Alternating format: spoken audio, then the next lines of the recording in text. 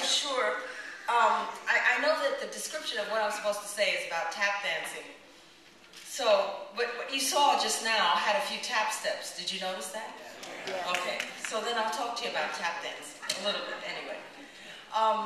It's really great to be here. I mean, I know that there are a lot of people here I haven't seen in quite some time. It's been a very jolting year for me, and it just points out the value of taking advantage of the people who are here at the time and to learn from them as much as you can from traditions, our American traditions, our traditions from that we've been handed down from generation to generation to generation.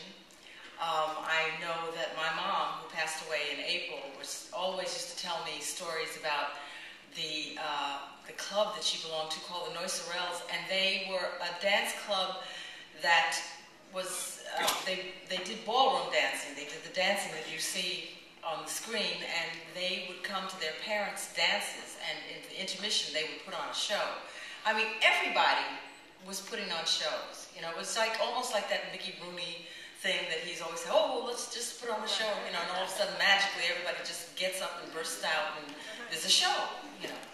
But it's just as easy as that, and I think that probably that's the thing that'll cure all ills, music and dance.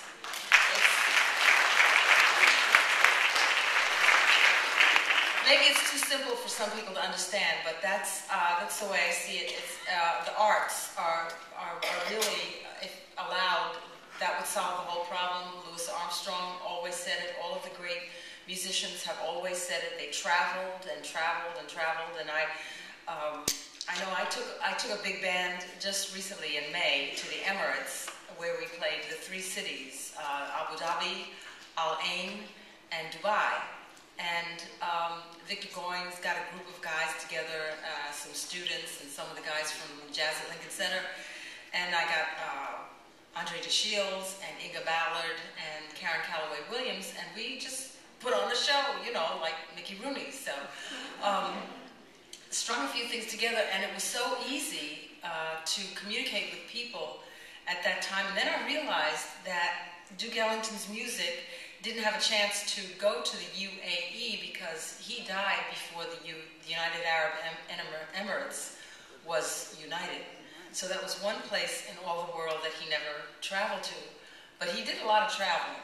And it's funny that when you realize, not funny, that the things that are connected are ballroom dance, the ballrooms, the big bands, tap dance, and swing dancing.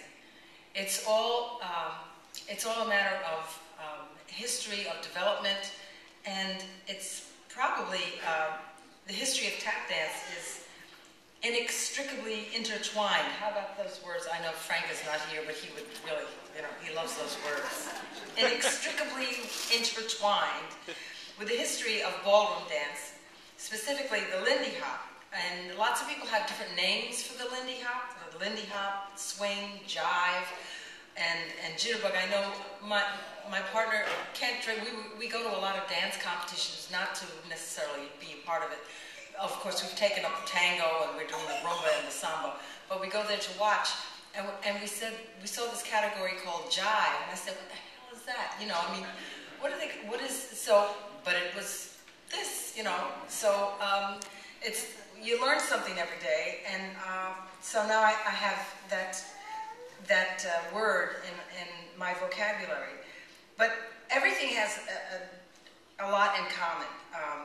The venues which they perform, the ballrooms, the poor Savoy ballroom, the fate of the Renaissance ballroom, all of these ballrooms have suffered a great deal, and they used to play a major part in keeping people together and keeping the society together, and of a peacekeeping nature. You know, there are a lot of people who used to depend on that those venues to meet and greet and to communicate with each other through the music and through the dance.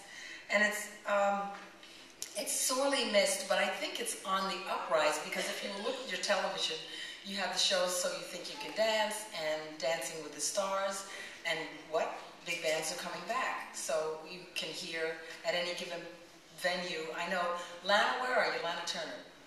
Yes, we had, Lana was a very gracious hostess for the Harlem Renaissance Band out at Lincoln Center, and it was a great success, and the floor was just packed. The place was packed. I think there were, I can't even remember how many people there who were not even able to come in. But every year you can attest that Dancing Under the Stars, it just brings out everybody, and the great music that happens under there, it's amazing. It's amazing.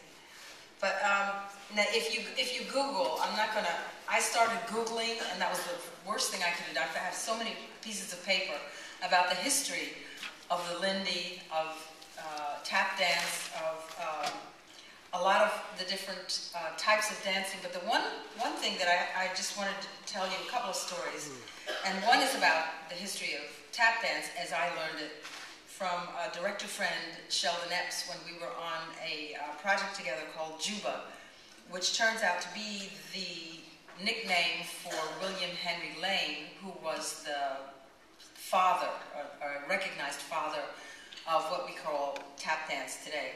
And it's so amazing because right here in